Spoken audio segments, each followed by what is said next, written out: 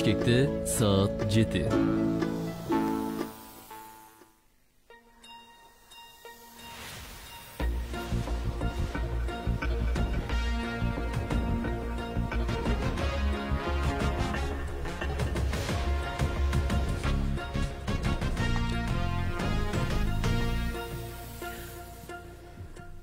Саламатсыздарбы, урматтуу радио угармандар. Биринчи радиодо таңкы бурулуш. Студияда Талайгүл Чабдарова жана Бегайым Абдыкадырова. Саламатсыздарбы? Саламатсыздарбы. 90 мүнөт аралыгында 3 бөлүктөн турган программаны сиздерге сунуш кылабыз. Өлкөдөгү социалдык, саясий, экономикалык мүнөздөгү коомдо кызуу талкууга алынып жаткан темаларды эксперттер менен бирге талдайбыз. Бүгүн биз өзгөчө форматта эфирди алып барабыз. Себеби мен Бегайым Абдыкадырова жана Талайгүл эже биргеликте сиздерге жагымдуу, жакшы шартта, жакшы эфирди сунуштаганга аракет кылабыз. Бардык мүмкүнчүлүктөрүбүздү жумшайбыз. Урматтуу радио угармандар, өзүңүздөр билгендей, бүгүнкү күндө Кыргызстан өзгөчө бир коомдук, саясий жана социалдык, экономикалык багыттагы бир топ орчундуу маселелер, жаңылыктар, маанилүү маалыматтар болуп жатат. Биз алардын эң маанилүүлөрүн сиздерге эксперттер менен бирге кененирээк жеткиргенге аракет кылалы. Ал эми азыр биз алгач өлкө аймагындагы жана чет өлкөдөгү соңку жаңылыктар менен тааныштырып алалы угармандарыбызды. Биздин студияга мына ушул акыркы маалыматтар менен тааныштыруу үчүн кесиптешибиз Бакыт Тапаев келди. Бакыт, саламатсыңбы? Рахмат, кутматыңыздар менен. Саламатсызбы? Анда акыркы жаңылыктарды сизден угуп алсак.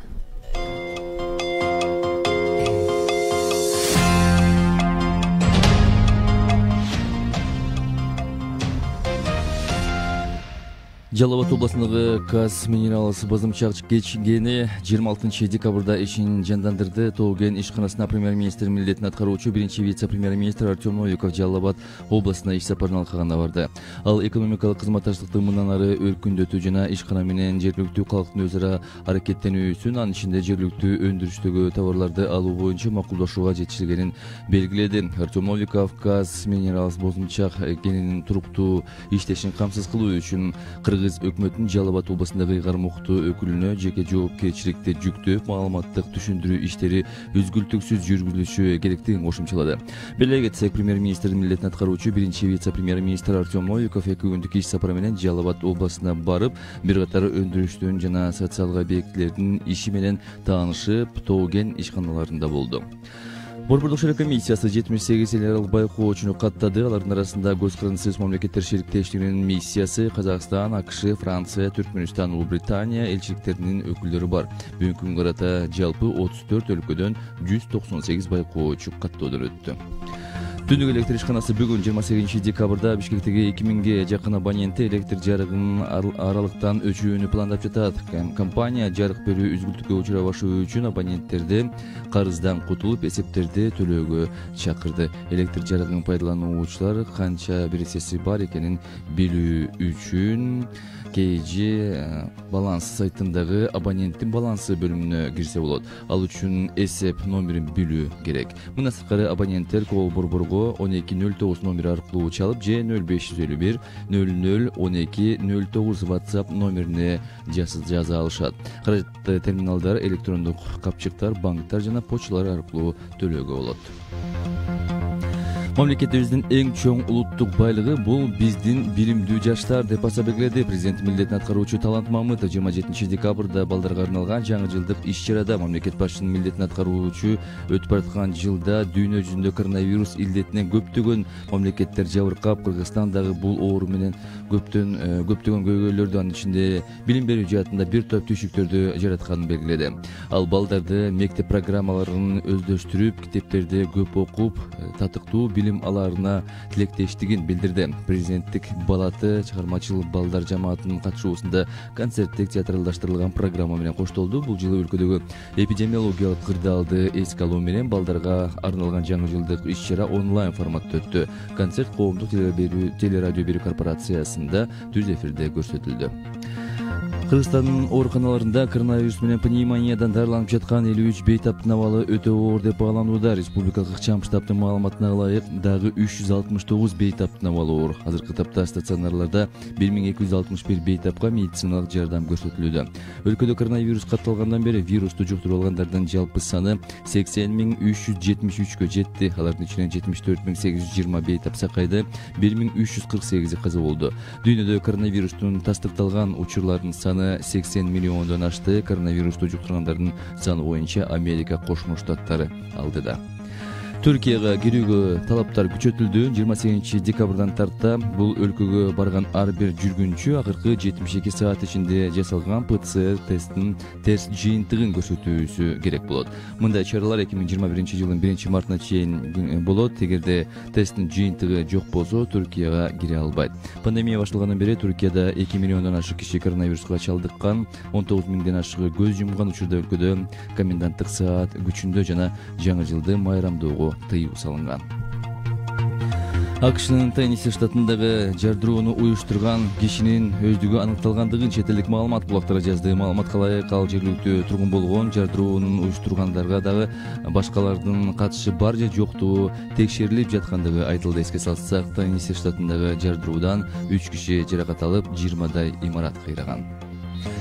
Волейбол боюнча Нарын областынын ачык биринчилигинде Нарын районунун Жергетал айылынын командасы жеңүүчү деп табылып, область башчысынын кубогун жеңип алышты. Нарын шаарында өкмөттүн Нарын областындагы ыйгарым окутуу өкүлүнүн кубогу жыйынтыкталып, анда райондордон келген 11 команда өзара күч сынашышты. Финалдык оюнга 4 команда чыкты. Жеңүүчүлөргө кубок жана акчалай сыйлыктар тапшырылды. Журналист Бейшенбек Бекешев 61 жаш курагында каза болду. Маркумдун сөөгү өзү туулуп өскөн Ысык Көл областына караштуу Түп районундагы Балбай айылында жерге берилери кабарланды. Кыргыз журналистикасында аты таанымал Бейшенбек Бекешев КТРК, ЛТР телеканалдарында иштеген. Валюталар курсу менен таанышсаңыздар, 1 Америка доллары 81 сом 88 тыйын, евро 99 сом 91 тыйын, 1 орус рубли 1 сом 11 тыйын, казак теңгеси 19 тыйынга бааланууда. Бүгүн 28 декабрда Чүй областында абанын температурасы 0,5 градус суук болсо, Ош Жалал Ачына Баткен областарында жана ошондой эле Таласта абанын температурасы 1 градус сууктан 4 градуска чейин жылуу болот. Ысык Көл областында 3 градус сууктан 2 градуска чейин жылуу, Нарында 7-12 градус суук, ал эми бүгүн Бишкек шаарында абанын температурасы 0,2 градуска барабар. Урматтуу радио каармандар, Бишкекте саат 7-ден 7 минута өттү. Биз уктуруубузду уланта берели. Сиздер угуп жаткан биринчи радионун таңкы бурулушу. Бардыгыбызга белгилүү болгондой, Бегай бүгүнкү күндө ошол Кыргызстан коомдук саясий окуялар менен катар эле мына жаңы жылды дагы утурлап бара жатат. Жаңы жылга ушул жакшы эске салдыңыз. Жаңы жыл демекчи, жаңы жылдын жаңырарына 3 күн 17 саат калган экен. Азыр мына интернет булактарынан карап көрсөк дагы булар чыгарган калькуляция боюнча ушундай жакшы маалыматты берип атат. Демек, бардыгыбыз жалпы кыргыз эли жаңы жылга даярданып, өзгөчө кичинекей балдар жаңы жылдык маанай болуп турат. Мына ушул жаңы жылдык маанай демекчи, жыл сайын бардыгыбызга белгилүү болгондой мектептерде, бала бакчаларда, мекеме ишканалардын бардыгында жаңы жылдык салтанаттар, жаңы жылдык кече болчу эле.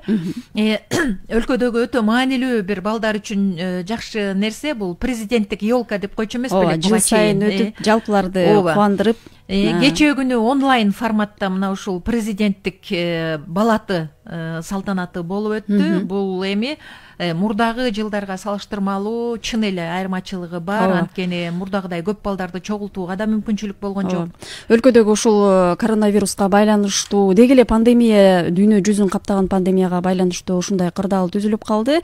Деген менен багы аймактардагы жалпы ушул окууларында ийгиликке жетишкен, өзгөчөлөнгөн жана аз камсыз болгон үй бүлөлөрдүн балдарына белек бечкектер ушул президенттин милдетин аткаруучу Талант Мамытов тарабынан жер-жерлерге таратылып берилди. Жакшы жери мына ушул президенттик балаты салтанатына өлкөнүн ар кайсы аймагынан келген таланттуу балдар, кыздар өздөрүнүн өнөрлөрүн көрсөтүп, чоң концерт тартуулашты. Мына ушул кечеде сөз сүйлөгөн президенттин милдетин аткаруучу Жогорку Кеңештин төрагасы Талант Мамытов абдан жакшы сөздү айтты. Мына бирок силер кыйынчылыктарга карабай, заманбап технологиялар менен жаңы программаларды өздөштүрүп, замандын арышынан артта калбай окуп жатканыңыздар мени абдан кубандырат. Дүйнө жүзүндө эң кымбат нерсе бул билим. Ошондуктан урматтуу балдарыбыз, жаштарыбыз, биз силердин келечекте ыймандуу, адептүү балдар болуп өсүшүңөрдү тилейбиз. Келечек жаштардыкы деген. Ооба, чындыгында эле ушул онлайн форматта окутуу кыйын болгонуна карабастан балдарыбыз ар кандай кырдаалдан чыгып окуу аракетин көрдү. Буну дагы белгилегендиги кандайдыр бир кичинекей наристелерге, өспүрүмдөргө дем күч берди десек жаңылышпайбыз. Кадырман угармандар, эсиңиздерге сала кетели, бизде эки телефондук линия иштеп жатат: 0502 39 21 90, ошондой эле 0312 39 21 90. Мындан сырткары таңкы бурулуш программасын Facebook социалдык баракчасынан дагы көрсөңүздөр болот.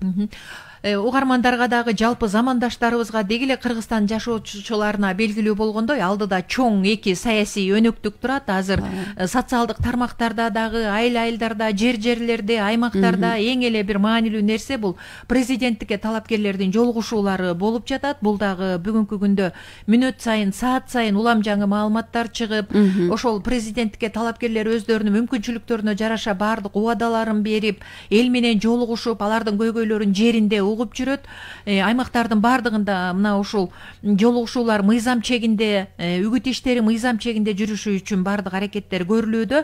Бул боюнча өлкөнүн күч түзүмдөрү дагы, ички иштер министрлиги деги эле баардык тиешелүү түзүмдөр, жергиликтүү бийлик да өз аракеттерин көрүп жатат. Анткени буга чейинки ошол нааразычылыктар, шайлоого байланышкан көйгөйлөрдүн баардыгы ушул мыйзамсыз аракеттерден болгон.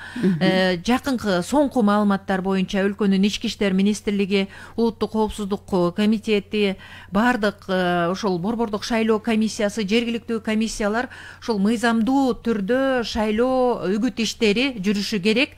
Ал мыйзам чегинде болушу керек деген аракеттерди көрүп, тиешелүү түзүмдөргө тапшырмаларды берип атат. Бул катуу көзөмөлдөө экендиги айтылууда. Ошол сиз жогоруда белгилеп өткөндөй эле ошо ички иштер министрлиги дагы атайын өзүнчө штаб түзүп, анда ошол социалдык тармактарда дагы ар кандай шек жараткан маалыматтар болсо, ал дагы кызуу көзөмөлгө алынаарын белгиледи. Андыктан баягы мындай козу тийбей, туура эмес маалыматтар болсо, аны дагы жазуудан дагы абай болуш керек. Сөзсүз түрдө ал дагы кандайдыр бир деңгээлде шайлоого таасирин тийгизбеш керек деп да айтылып келип атпайбы. Андыктан сөзсүз түрдө ар бирибиз баягы жазган сөзүбүзгө дагы маани бергенибиз бул да өзүнчө бир баягы шайлоонун таза жана түз өтүшүнө түздөн түз тиешеси бар десек. Кандай маселе болбосун, кандай кырдаал болбосун, жоопкерчилик деген биринчи планга чыкты окшойт Бегай. Бүгүнкү күндө баардык жерде эле ошо жоопкерчилик керек болсо, талкууланып жаткан Конституциянын долбоорунда дагы жоопкерчилик, көчөдө да жоопкерчилик, деги эле баардык жерде жоопкерчилик жөнүндө өтө маанилүү маселе козголуп атат. Жакшы нерсени айттыңыз. Чындыгында эле ар бир адам ошо шайлоо процессине жоопкерчиликтүү мамиле кылыш керек деп калбадыкпы? Анан сиз дагы бул ирет шайлоого башкача көз карашта болуп атсаңыз керек, кандай ойлойсуз?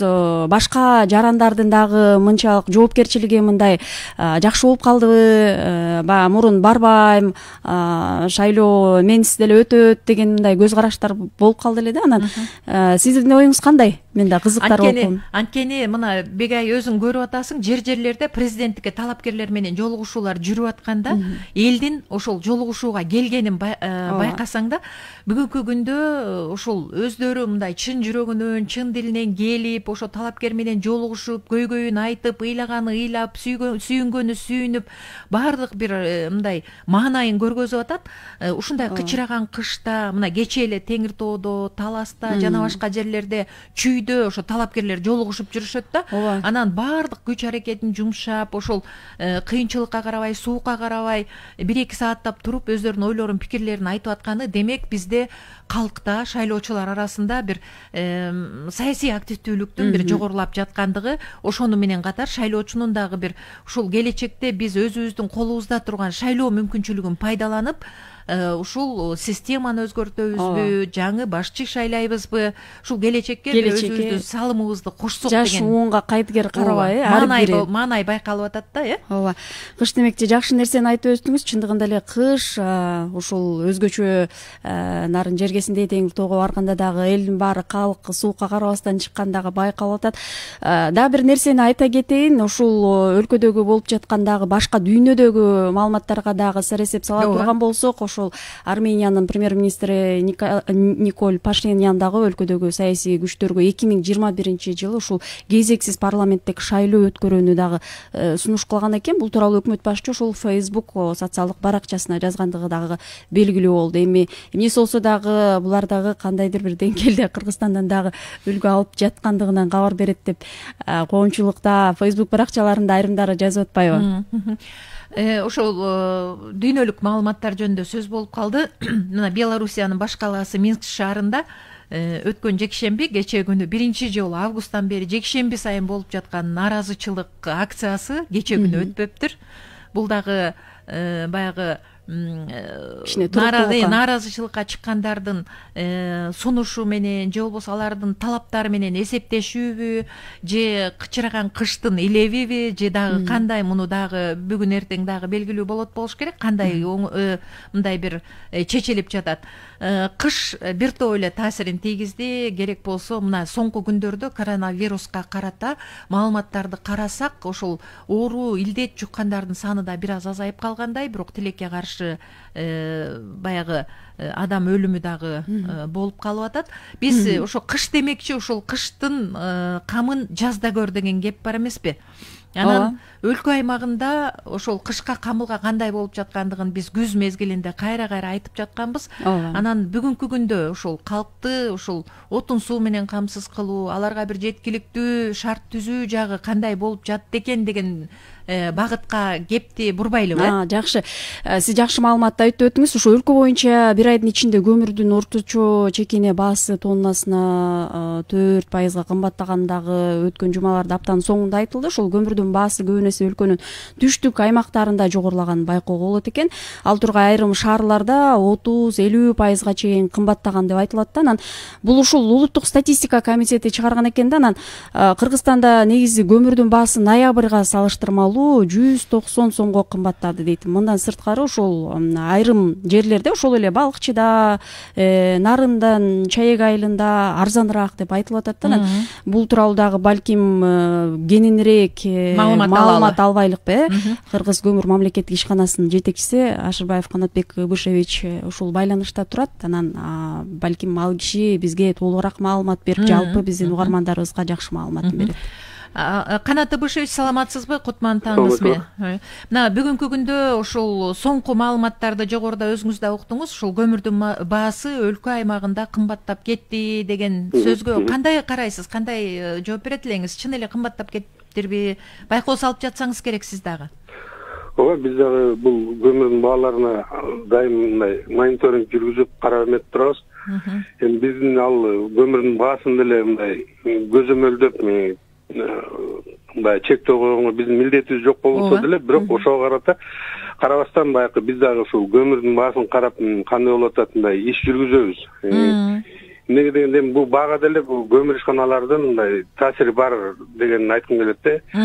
Көмүрдү канча мындай жетиштүү берсең, ошончо баягы баасы да туруктуу болот деген да. Анан ошол себептен биз да карап баягы эгер көмүр жетиштүү болуп атса, ошону баягы тез арада жоюу максатында, көмүрдү жетиштүү берүү максатында мындай иш алып барышыбыз керек деп ошого карата биз бааларын карап эметип турабыз. Анан эми туура бул кышка келгенде мындай сезондук мындай баалы кымбаттоо болот. Бул жылда эле бул керектөө көбөйөт да, ооба. Андан дагы баягы көмүр ташып алып келүү иштери баягы автоунаа менен жүргөндө көбүрөөк май кетет. Иштеген учурда мына машиналар суукта көбүрөөк сынат дегенде, ошондо алар дагы айдоочулар баягы ташып келген баа наркысын көтөрүп коюшат. Бирок ошол учурда мындай көмүр кесимдеринде көмүрдүн баасы жайда болобу, күздө болобу, кышта болобу баягы бир эле эмеде турат, ал кымбаттабайт. Мисалы биздики деле мына 1330 сомдон сатылат биздин көмүр кара кечиден. Ал жайында деле ушул баа болчу, азыр деле ошол баа да. Бирок ушул учурда баягы мисалы Бишкекти алсак, ушул кара кечиден Бишкекке жеткизгенде автоунаалар жайкы мезгилде 1300 сомдон ушундай жеткизсе, бүгүнкү күндө 1700 сом, 1000 ноябрь айында ушул эмелери кымбат болду да, 1800-1900 сомдон жеткизип атат тоннасын. Азыр кайра ал түшө баштады. Бишкекте деле көмүрдүн баасы түшө баштады. Жана сиздер айтып аткан көрүнүш бул ноябрь айында болгон, туура баалар көтөрүлүп барып анан азыркы учурда кайра ошол эме арзандоого тенденция кетти да. Мисалы Бишкекте 4800 сомдон сатылып аткан көмүр азыркы күнү 3,5 чейин чыгат да. Эме 3800 4200ге чейин сатылып, 4800 деп атпайм, мен туура эмес айтам. 4200ге чейин сатылып аткан ошо биздин көмүр. Азыркы күнү 3500дөн сатылып атат. Анан башка региондордо деле ошондой. Негизи эле бул көмүрдү алуу эл тарабынан, калк тарабынан ушул сентябрь айларында башталат. Анан ушул мындай келип карасак пик ушул бир ноябрларда болот да. Анан декабрларда кайра азая баштайт. Азыркы учурда уже тонналап ала турган кишилер аз болуп калат, мешок менен ала башташат. Кыш ортолоп калды да, январь-февралда болсо уже ошо запасы түгөнүп баратканда кайра эле мешокто калышат. Бирок тонналап алган киши өтө эле аз болуп калат. А бул ноябрь айында как раз ушу тонналап алган кишилер аябай көп болот да. Ошондо спрос көп болуп калып, анан ошо мындай баасын дагы ошондо сатуучулар көтөргөнгө аракет кылышат.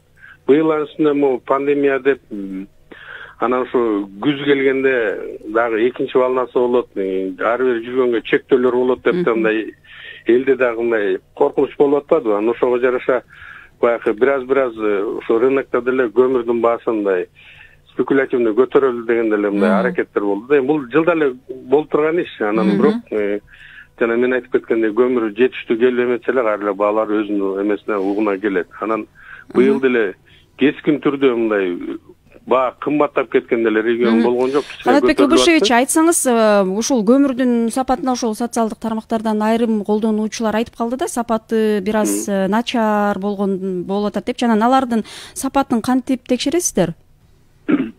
Биздики бул эми күз-кыш мезгилине даярдык башталганда эле өкмөттүн токтомуна ылайык штаб түзүлөт, штабтын астында жумушчу топтор түзүлөт. Ошо жумуш топтор ал жерге жана экотех инспекция, ГКПнын тиешелүү бүт органдар кирет.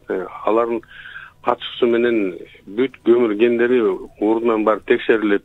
Ошол жерден пробалар алынат. Ал көмүрдүн баягы тиешелүү ГОСТторго ылайык талабына жооп берет, жооп бербейт деген, радиация фону ашпайбы деп ошондой вопростор коюлат.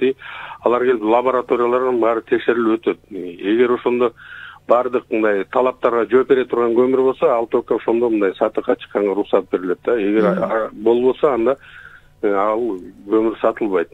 Мына бүгүнкү күнү бул Бишкек жылук электр борборуна коюп аткан көмүрүбүздү биз азыркы күнү дагы мына образецтерди алып туруп Казакстанга аккредитованный лабораторияга азыр радиацияга жибергенбиз. Азыркы күнү дагы өтүп атат да. Ага чейин бияктан да өткөзгөнбүз. Эми бирок биякта бизде аккредитациядан өткөн ошо именно радиация боюнча лаборатория жок. Силер ошо аккредитациясы бар лабораториядан өткөрүшүңөр керек дегенде биз мына Казакстанга да жибердик да. Анан эми бул жерде мына бизде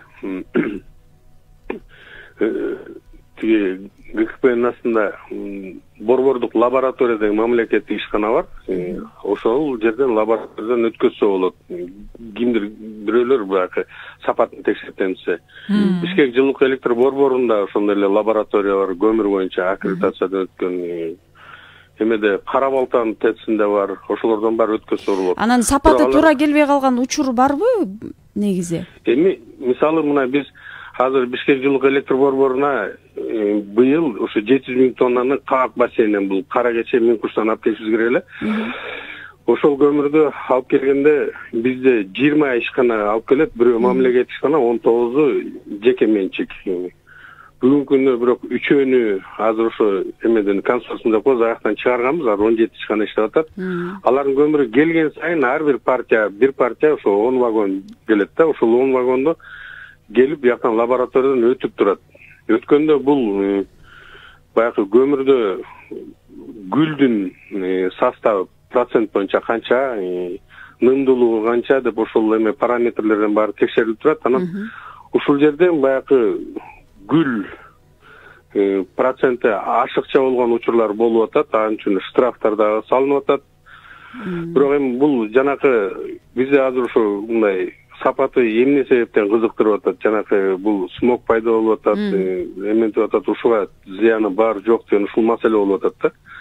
Анан биз деле ошо адистерден эметпеген, биздин көмүр мына азыр гүлүү көбүрөөк болуп атат келген учурларда. Ошол кандай смогко тиешеси бар жок десек жок дейт. Эмнеге дегенде бул гүл өзү бул органикалык күйбөгөн заттар да, мындай күйбөгөн. Алар гүл болуп чыгып калат. Бул эми баягы майда таш, топурак дегендер да. Анан ошолордун проценти көбүрөөк болуп калгандан биздики мисалы бияка койгондо 22,5% ашпаш керек, эми ошондон ашып кеткен учурлар болот. Нымдуу келип калган учурлар болуп атат, ошондон болуп калып атат. Анан бирок алар бул смогко тиешеси жок дейт да. Канат Ыбышевич, деги эле Кыргызстандын аймагында көмүр өндүрүшү азыр кандай абалда? Кайсыл жерлерден кандай көмүрлөр өндүрүлүп атат? Ушул жөнүндө дагы биздин азыр угармандарга кызык болуш керек.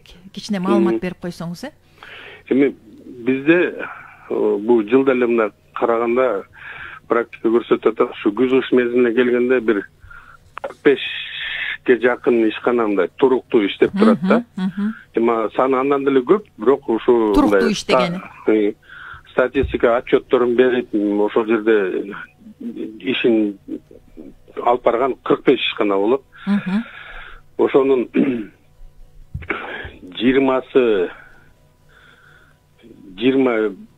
22си ушул эмеде баягы Миң Куш, Кара Кече, анан Акталада турук көмүр кесиминде иштегендер болот. Калган болсо түштүк регионунда. Түштүк регионунда бизде бул Баткенде, Ошто, Жалал Абадта көмүр казылат. Түндүк регионунда болсо бул только Нарында азыркы күнү. Анан эми негизи бул көмүрчүлөр быйыл күз кыш мезгилине 2,460,000 тонна көмүр дайындаш керек. Анын бүгүнкү эмес, бул 10 декабрга алынган маалыматтар 2,27,000 тоннасы уже даярдалып берилди. Калган болсо ошо калган күз кыш мезгили өткөнгө чейин берилет. Биз мындай алганда графигибизди былтыркы жылдар менен салыштырганда ошо былтыркы жылдын көрсөтүшү менен бирдей эле келип атабыз. Канатбек Ыбышевич, айтсаңыз, мына буга чейин да мансалык маалымат каражаттарында белгилүү болду эле да, ушул Кыргыз көмүрдүн филиалын ушул түштүк аймакка ачуу боюнча анан канчалык зарылчылык бар? Ачылгандабы, качан ачылат, ачылса? Эми бул баягы ошол эле кайра эле жылда ишти алып барып атканга карап, анан ошондон анализ кылып турган ошондой жыйынтыкка келип атканыбыз. Эми мисалы бул Түндүк регионунун азыркы учурда көмүр, кесек көмүр менен калкты жана бюджеттик мекемелерди ошол жана айтылып аткан 22 ишкананын ичинен только бир эле мамлекеттик ишкана эле камсыз кылды да. Анан эми мындай сөз айтылат да, эми баягы менчи ишканалар мындай социалдык жоопкерчилик аларда аз экен депчи. Эмнеге дегенде мүмкүнчүлүгү болсо иштейт, мүмкүнчүлүгү болбосо андай эмесин көмүр кесимин жаап коюп, анан мүмкүнчүлүгүм жок деп тура берет экен деп. Ошол учурда мамлекеттик ишканага бул эми как мамлекеттен тапшырма берилгенге ошо милдеттүү түрдө анан көмүр камсыз кылыш керек, анан ошону так алып барып иштей, анан ошол регионду жакшыраак камсыз кылса болот экен деп. Анан ошондой эле максатта мисалы тиги Миң Кушта дагы азыр бир бош участок бар, Агулак деген, ал жерде 69 миллион тонна запасы бар. Ошол жерде Кыргыз көмүр мамлекеттик ишканасына алып, ошол жерден бир филиал ачсак деп. Андан кийин тиги Түштүк регионунда ушул перспективдүү мындай көмүр гендеринен алып ошолорду да иштетсекпи деп, ошол азыркы күнү эметип атат, каралып атат ушул маселе.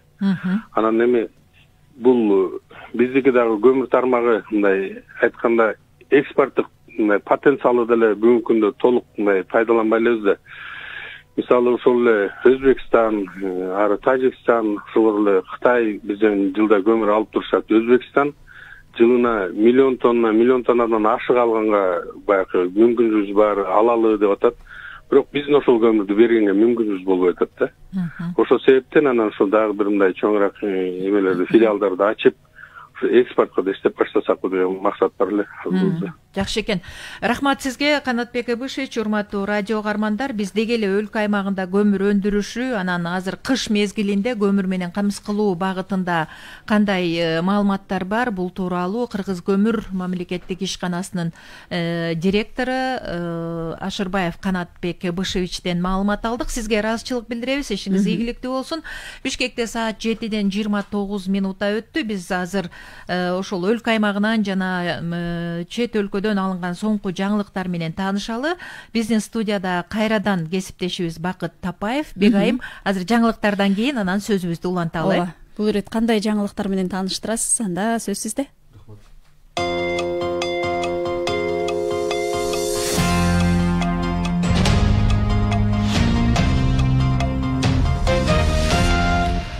2020 жылдын аягына чейин Чаткал районунда жайгашкан Этибакир Терексай ишканасындагы жалпы жумуштардын 25%дан ашыгын бүткөрүү пландалууда. Учурда ишканада 700дөн ашык жумуш орун түзүлгөн. Алардын 75%ы жергиликтүү тургундар. Эске салсак, премьер-министрдин милдетин аткаруучу биринчи вице-премьер-министр Артем Новиков Жалал Абад областына жумушчу сапардын алкагында 15 декабрда алтын өндүрүүчү жай жана калдык сактоочу жайдын курулуш иштеринин жанданган Этибакир Терексай ишканасына барды. Ал өкмөт 2 айдын ичинде Тоо кен ишканасынын ишин жандандыруу боюнча түшүндүрүү иш-чараларын туруктуу негизде жүргүзүүнү белгиледи. Учурда курулуш иштери толук кандуу жанданды. Премьер-министрдин милдетин аткаруучу биринчи вице-премьер-министр Артем Новиков 2 күндүк иш сапары менен Жалал Абад областына барып, бир катар өндүрүштүк жана социалдык объектилердин иши менен таанышып, Тоо кен ишканаларында болду. Мамлекетибиздин эң чоң улуттук байлыгы бул биздин билимдүү жаштар деп баса белгиледи президенттин милдетин аткаруучу Талант Мамытов 27 декабрда балдарга арналган жаңы жылдык иш-чарада. Мамлекет башчысынын милдетин аткаруучу өтүп бараткан жылда дүйнө жүзүндө коронавирус илдетинен көптөгөн мамлекеттер жабыркап, Кыргызстан дагы бул оору көптөгөн көйгөйлөрдү, анын ичинде билим берүү жаатында бир топ түйшүктөрдү жаратканын белгиледи.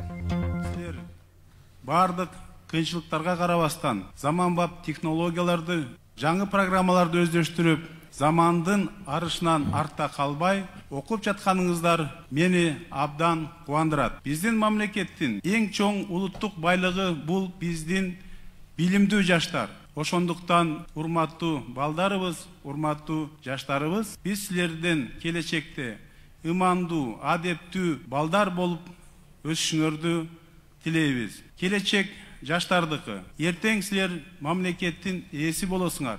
Бирок аны үчүн көп эмгек кылып, көп билим алышыңар керек. Жаңы жылда жаңы кыялдар менен гана чектелбестен, ошол кыялдарга жетүүгө бардык аракетиңерди жумшап, максаттарыңар орундалсын. Президенттик балаты чыгармачы балдар жамаатынын катышуусунда концерттик театралдаштырылган программа менен коштолду. Бул жылы өлкөдөгү эпидемиологиялык кырдаалды эске алуу менен балдарга арналган жаңы жылдык иш-чара онлайн форматта өттү. Концерт коомдук телерадио берүү корпорациясында түз эфирде көрсөтүлдү. Кыргызстандын ооруканаларында коронавирус менен пневмониядан дарыланып жаткан 53 бейтаптын абалы өтө оор деп бааланууда. Республикалык ыкчам штабтын маалыматына ылайык дагы 369 бейтаптын абалы оор. Азыркы тапта стационарларда 1261 бейтапка медициналык жардам көрсөтүлөт. Өлкөдө коронавирус катталгандан бери вирусту жуктуруп алгандардын жалпы саны 80.373-кө жетти. Алардын ичинен 74.820 бейтап сакайды, 1.348 каза болду. Дүйнөдө коронавирустун тастыкталган учурларынын саны 80 миллиондон ашты. Коронавирусту жуктургандардын саны боюнча Америка Кошмо Штаттары алдыда. Лондондогу окумуштуулар коронавирустун жаңы британиялык түрү балдарга көбүрөөк жугат деп эсептешет. Буга чейин британ дарыгерлери ковидтин жаңы түрү 70%га жугуштуу жана тез тарайт деп айтышкан. Бирок азырынча анын курч өтүшү же адам өлүмүнө алып келиши мүмкүн деген далилдер жок. Ковид-19 британиялык түрү 8 өлкөдө табылды. Ал арада дүйнөнүн бир катар өлкөлөрүндө калкты Ковид-19га каршы эмдөө кампаниясы башталды деп жазды Интерфакс. Маселен, Италияда биринчи кезекте бейтаптар менен иштеген дарыгерлерге эмдөө жүргүзүлдү. Австриянын Вена шаарында кечээ күнү башталды. Болгариянын 3 шаары София, Пловдив жана Бургаста дарыгерлер, медайындар жана тартип сакчылары андан кийин 70 жаштан өйдө курактагылар эмделет. Эстонияда биринчилерден ооруканалардын, тез жардам кызматкерлеринин жана үй-бүлөлүк дарыгерлер борборлорунун кызматкерлери алышат. Бельгия менен Люксембургда эмдөө иштери бүгүн 28 декабрда, Нидерландыда 8 январда башталат. Улуу Британия Оксфорд университетинин окумуштуулары иштеп чыккан коронавируска каршы вакцинаны чыгарууга даярдыктарды көрө баштады. Падышалыкта вакцинанын өндүрүү 4 январда башталат. Волейбол боюнча Нарын областынын ачык биринчилигинде Нарын районунун Жергетал айланынын командасы жеңүүчү деп табылды. Область башчысынын кубогун жеңип алышты. Нарын шаарында өкмөттүн Нарын областындагы Ыйгар Мукту өкүрүүнүн кубогу жыйынтыкталып, анда райондордон келген 11 команда өз ара күч сынашышты. Финалдык оюнга 4 команда чыкты. Жеңүүчүлөргө кубок жана акчалай сыйлыктар тапшырылды. Валюталар курсу менен таанышып алыңыздар. 1 Америка доллары 81 сом 88 тиын, евро 99 сом 91 тиын, 1 орус рублю 1 сом 11 тиын, казак теңгеси 19 тиынга багланууда. Бүгүн Чүй областында ауанын температурасы 0,5 градус суық, Посоғыш, Жалал, Чанабат, Кент, Талас областарында 1 градус суықтан 4 градусқа чейин жылуу, Ысыкөл областында 3 градус суықтан 2 градусқа чейин жылуу болот, Нарында 7-12 градус суық, Посо Бүгүн Бишкек шаарында 2 градус ауанын температурасы төмөн. Урматтуу радио каармандар, Бишкекте саат 7-ден 34 минута өттү. Сиздер угуп жаткан биринчи радионун таңкы бурулушу өлкөдөгү бардык багытта, аймактарда болуп жаткан маалыматтарды сиздерге кененирээк жеткирип, анан тиешелүү түзүм жетекчилери же болбосо эксперттер менен маектешип, ошол окуялардын айланасында тереңирээк кеп кылууну максат кылуудабыз. Эсиңиздерге салып коелу, студияда мен Талайгүл Чабдарова жана Бегайым Абдыкадырова, ошондой эле режиссердук пультта Максат Мамуралиев жана Азиз Чокморов иштеп жатат. Эгер сиздерде бүгүнкү уктуруунун жүрүшү боюнча деги эле өлкөдөгү мындай бир өтө маанилүү окуялар боюнча ой пикир сунуштарыңыздар болсо 0312 39 21 90 же болбосо 0502 39 21 90 телефондору аркылуу кайрылсаңыздар болот. Ооба, ошондой эле бизди Facebook социалдык баракчасынан түз көрүп жатасыздар. Билдирүүңүздү астына калтырсаңыз, биз сөзсүз түрдө сиздин суроо сунуштарыңызды түз эфирде окуганга даярбыз. Урматтуу угармандар, дагы бир өлкөдөгү маанилүү маселелердин бири, мына биз дайыма айтабыз, каржылык жактан, экономикалык жактан биз Кыргызстанды мындан ары өнүктүрүп кетүүнүн бирден бир жолу бул тоо кен тармагын иштетүү деп. Мына ушул тоо кен тармагын иштетүү боюнча жыл сайын бат-бат көйгөйлөр жаралып турат. Мына ошондой көйгөйлөрдүн бири бул ошол кен иштетүүгө келген ички сырткы инвесторлор менен өз ара келишимдер, жанагындай бир өз ара бир сүйлөшүүлөрдүн мындай бир жергиликтүү элдин кызыкчылыгын коргобой калгандыгы болуп жатса, айрым учурда ошол кен иштетип жаткан инвесторлор менен жергиликтүү элдин ортосундагы өз ара бир мындай бир пикирге келбей калган учурлар көбүрөөк болот. Мына ушул нерселер өлкөдө ошол инвесторлордун толук кандуу иштеп кетишине тоскоолдук кылат бир чети, экинчи чети ошол тармакты иштетип жаткан инвесторлордон түшө турган каржы булактарына дагы таасирин тийгизет. Анткени алардан түшкөн салык жана башка каржы булактары бул өлкөдө пенсия, пособия, эмгек акы жана башка бюджеттин бир кемчилигин толтурууга жумшала тургандыгы бардыгыбызга белгилүү. Андыктан эки тараптан тең мындай бир тиешелүү сүйлөшүүлөр, өз ара пикир келишүүчүлүк, ошондой эле мындай эки тарап үчүн мындай кызыкчылык жараткан толук кандуу келишимдер гана өлкөдө ушул тоо кен тармагын иштетүүгө өзгөчө бир таасирин тийгизет. Сиз жакшы маалымат айтып өттүңүз. Ушул тоо кен демекчи бир маалыматтарды да окуй кетейин. Ушул Кыргызстандын мамлекеттик балансында чалгындоодон өткөн 500 тоннага жакын алтын, 144 000 тоннага жакын вольфрам, сейрек кездетүүчү металдын 51 000, калайдын 208 000, алюминийдин 349 миллион, көмүрдүн 1 миллиард тоннадан ашык запасы бар деп айтылып келет да. Ал эми дүйнө жүзү боюнча факталарда 160 миллиард тонна темир кени бар экен. Анын 19% Россияда, 18% Бразилияда жайгашкан деп айтылат. Ал эми Кытайда болсо темир кенинин запасы боюнча 5-орунда турары дагы белгилүү болгон бир фактылардан алдык да. Абдан жакшы фактылар экен Бегайым. Мына биздин Кыргызстанда ушул соңку күндөрдө эле бир топ маселелер болду ошо тоо кен тармагы боюнча. Мисалы, Жетим тоо кенинин айланасында сөз чыкты. дагы мына жетим тоону өкмөт өз күчү менен иштетет деген нерсе бул ошо талкууларга чекит койду окшойт. Бирок ал кандай иштетилет, кандай күч керек, канчалык потенциал керек, адистер кандай болот, чалгындоо иштери кантип улантылат, бул жагы да бир топ мындай маселе. Андан сырткары мына Нарын районунда Эмгекчил айылында өзгөчө бир окуя болуп кетти. Белгисиз топ Солтон Сары алтын кенин басып алды. Ана бир нече адам ошол кенди иштетип жатат деген да маалымат чыгып дүрбөлөң болуп кетти.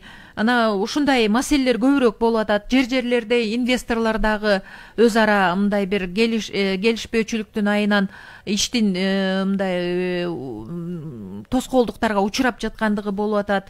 Мына кечээ жакында эле ошол премьер-министрдин милдетин аткаруучу Кыргызстандын Артем Новиков Жалал Абад областындагы Бозумчак кен ишканасында болуп, ошол жерде абал менен таанышты. Жакшы маалымат, ошо Бозумчак кайра ишин баштады деген маалымат чыкты окшойт, Ооба, анан дагы жогоруда ушул биздин кесиптешибиз Бакыт Тапаев дагы жергиликтүү жаңылыктарда аны белгилеп өттү. Бул да болсо биз үчүн кандайдыр бир деңгээлде ушул сиз жогоруда белгилеп өткөн экономикалык багытыбызды жөнгө салуу үчүн дагы бир өзүнүн салымын кошот деген ниеттебиз. 5-чи мына өлкөдөгү 5-6 октябрдагы ушул жылдагы жанагындай саясий окуялардан кийин ушул компаниянын Бозумчакта иш токтоп калган экен. 2 айдан ашык убакыт жергиликтүү эл менен жолугушуулар, сүйлөшүүлөр, консультациялар өтүп атып, анан ишкана кайра иш баштады да. Мына мындай окуялар көп эле жерде кездешти. Ошол эле жер үйдө дагы ушундай окуя болуп кетти. Эми бул боюнча өлкөнүн тиешелүү түзүмдөрү өкмөт, андан дагы өкмөттүн бир түзүмү болгон Өнөр жай энергетика жана жер казынасын пайдалануу мамлекеттик комитети дагы бардык аракетти көрүп жатабыз деген бизге маалыматтарды берген.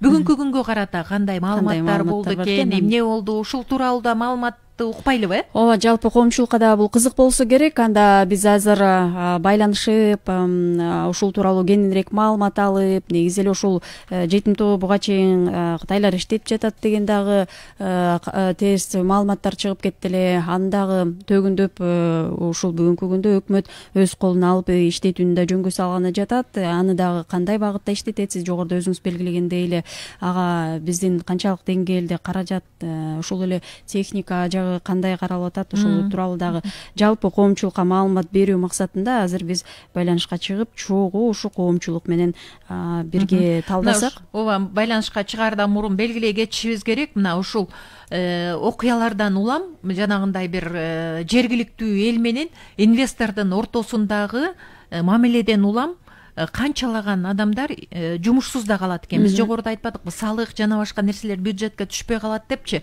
Андан сырткары жумушсуз калуу коркунучу дагы бар да. Мисалы Бозумчак боюнча ушул 2 ай ичинде 1000ге жакын адам жумушсуз болуп калган экен да. 1000ге жакын адам демек баягы туруктуу таап аткан каржы булагынан ажырап калган деген сөз. Биздин жарандар азыр ушул тапта ушул премьер-министр дагы барып келди деп атпайбызбы, милдетин аткаруучу. Өз жумуштарына кайрадан кайтып келишиптир, социалдык төлөмдөр жана бюджетке чегерүүлөр мындан ары мындай туруктуу жүрөт деген ишеничте болуп атышат. Эми аны андан ары өркүндөтүү, ишкана менен жергиликтүү калктын өз ара мамилесин жандантуу жана башка маселелер дагы ушул мындан аркы аракеттерге жараша болмокчу. Ооба, жакшы айттыңыз. Ушул жетим тоо кенинде дагы ушул кору өтө эле көп, темирдин кору өтө эле көп деги айтылып атат. Эгерде ушул муну мамлекет иштетип калса, аны ушул 500 жылда иштетүүгө мүмкүндүк бар деп дагы коомчулук тарабынан эксперттер айтып келет да. Эми бул кандай иштетилет, аны дагы келечек көрсөтөт. Эми азыр учурда биз байланышка чыгып маалыматты кенен алабыз. Жогоруда ошол бизге көмүр боюнча айтып жатканда дагы Кыргыз көмүр мамлекеттик ишканасынын директору Канат Ашырбаев да белгилебедиби? Кыргызстандын көп аймагында көмүр кени дагы бар. Аны канчалаган ишканалар иштетип атат депчи. Ошол эле алтын, темир жана башка сыяктуу эле бул көмүр дагы ошол кайсыл жерден чыкса, аймактан чыкса, ошол жердеги жергиликтүү эл менен өз ара мамиле дагы өтө маанилүү. Бул биздин ар бир кыргызстандык түшүнө турган нерсе. Ал эми жана Канат Ыбышевич да белгилеген, ал канчалык зыяндуу, экологияга кандай зыян келтирет, эмне болот деген маселенин баардыгы тиешелүү ошол лабораторияларда аныкталып, атайын иликтөөлөр, изилдөөлөр жүргүзүлүп, канчалык зыян келтирип атат, канчалык зыяны жок деген маселенин баардыгы ушул атайын бир лабораторияларда текшериле тургандыгын дагы эске салып кетели. Азыр биз бир аз убакыттан кийин байланышка чыкканга аракет кылабыз. Бизге убадасын берип, ушул тууралуу маалымат берүүнү өнөр жай, энергетика жана жер казынасын пайдалануу мамлекеттик комитетинин төрагасы Жыргалбек Сагынбаев убада кылган. Азыр биз аракет кылып жатабыз Сагынбаев менен байланышып, ушул абал тууралуу кененирээк маалымат алганга аракет кылабыз. Ооба, сөзсүз түрдө. Ошол негизи эле ушул жетим тонну алдын ала эсептөөлөргө ылайык ушул кенде Данга участкасын иштетүүдөн гана жылына $200 миллион ашуун киреше түшөрүн дагы эксперттер буга чейин маалымдаган эле. Эми сөзсүз түрдө өзүнүн пайдасын берет деген ниеттебиз. Андан сырткары ушул жолду дагы баягы казууларда зыян келтирбестен темир жол куруу дагы маселеси каралып жатат да. Анан сөзсүз түрдө бул жаатта дагы иштер өкмөттүн планына кирип, долбоорлор дагы даярдалса керек. Байланышта. Биз урматтуу радио угармандар, эсиңиздерге салып коелу, саат 7-ден 44 минута өттү. Биз азыр кезектеги маектешибизди кепке тарталы. Биз менен байланышта өнөр жай, энергетика жана жер казынасын пайдалануу мамлекеттик комитетинин төрагасы Жыргалбек Сагынбаев. Жыргалбек мырза, саламатсызбы? Саламатсызбы. Мына биз жакшы маалымат менен баштайлычы маекти. Мына кече жакында эле Кыргыз Республикасынын премьер-министринин милдетин аткаруучу Артем Новиков Жалал Абадта иш сапарда болуп, анан Казминеральск Бозумчак ишканасында болгон экен да. Биздеги маалыматтар боюнча Бозумчак ишканасы өзүнүн ишин кайра жандандырды деп жатат, Ооба, Кудай буйрса жандандырды 6-күнү. Эми мурда ошо 2 айга жакын убакыт токтоп калды да, биз жаңылбасак. Анан мындан ары иш кадимкидей туруктуу уланып кете турган болдубу? Эми бияктан өкмөт бир топ иштерди кылды. Биздин өзгөчө биздин мамлекеттик комитетибиз бир топ жолу барып, жергиликтүү эл менен, калк менен сүйлөшүп, түшүндүрүү жумуштарын жүргүзүп, бияктан биздин саясат кайсы жолдо бартат, эмнени кылып атабыз, эмнеге барабыз, кийинкиде эмнени күтөбүз деген ошолордун баардыгын айыл тургундарына түшүндүрүп бергенден кийин алар кичине өзлөрүнүн эмелерин өзгөртүп, мамилесин өзгөртүп, мындай жакшы бир нукка түшүп калдык да. Анан ошондон иштесин дегендиктен бир топ ишканалар иштеди. Анын аркасында 5-6 ишканабыз, мында чоңураак ири ишканалар бар эле. Ошол Алтын кен ишканасы иштеп калды. Кыргыз алтын Солтон Сары филиалы иштеп калды. Макмал деген компания иштеди, Вертекс иштеди, Кичи Чара, Эти Бакыр, көп ишканалар иштеп калды. Ошол азыркы бүгүнкү күндө азыр 2 ишкана турат. Ошо бул жер алтын Кудай буйрса бул деген январдын ичинде ачылып, ошо биринчи продукцияны, биринчи алтынды берет деп күтүп жатабыз. Андан тышкары Fold Gold Mining деген компаниябыз ишке бүгүнкү күндө иш жумуштарын жүргүзүп атат. Баягы эме болуп атат. Орусча айтканда восстановительный процесс болуп атат. Жумуштарды ошол тетиктерин алып келип кайра оңдоп, алар дагы бул май-июндун тегерегинде ишке кирет. Жыргалбек мырза, мына Солтон Сарыда кайра иштеп баштады дедиңиз. Ошо буга чейин да бир маалымат болбоду беле, жана нарында эмгекчилик айылында белгисиз топ дегенчи, ошону да ачыктап койсоңуз. Солтон Сары отдельно бөлүнөт. Бияктан болсо ошо Кыргыз алтынын филиалы бар, өзүнчө филиал бар, ошо филиал А берки окуя кандай аяктады? Азыр көзөмөл болду. Биз деген жергиликтүү калк менен Кудай буйрса жаңы жылдан кийин сүйлөшүү жумуштарын баштайбыз. Бүгүнкү күндө обл администрациянын, район администрациянын биз деген алар менен сүйлөшүп, эскертип, ошо пландарды, кандай пландар менен сүйлөшөбүз деп, кандай жол менен барабыз деп, жаңы жылдан кийин мындай кыскача мындай жумуштарды баштагантабыз. Демек, азырынча ошол бойдон турат, Азыр пока ошол бойдон турат. Ошол Жыргалбек мырза, көбүнчө ошо жергиликтүү эл менен сүйлөшүү маселеси өтө маанилүү болуп атат да, ошо тоо кен тармагындачы. Анан ушул сырттан келген инвестор болобу же ким болсун, ошол кен тармагын иштеткен инвестор бул Кыргызстандын мыйзамдары менен иштейт да. Анан балким ушу биздин Кыргызстандын тоо кен тармагын иштетүүдө инвестор менен алып барууда бир мыйзамдарда кемчилик барбы? Мыйзамдык базаны толукташ керекпи, чыңдаш керекпи? Же жергиликтүү бийлик менен жергиликтүү эл инвестор болуп үч тараптуу бир келишимдерди түзүүнүн жолун жакшыртыш керекпи? Эмне кылыш керек? Бияктан мына эң биринчиден бияктан мына жергиликтүү бийлик катуу иштеш керек. Катыш керек. Бул деген айыл өкмөттөн аким өкмөттүн ыйгарым өкүлүнө чейин ушул жергиликтүү бийлик эл менен түшүндүрүү жумуштарын туура жүргүзүш керек. Аны биздин өкмөттүн бүт болгон токтомдордун баарына жазылып турат, ошо жергиликтүү бийликтерге ошо жүктөлгөн да бул маселе. Андан тышкары эми мыйзамдарды эле күчөтүш керек. Мыйзамдар күчөтүш керек. Эгерде инвестор келип кандай бир экологияны бузуп, туура эмес мыйзамсыз иштерди кылып атса, анда ал жооп бериш керек.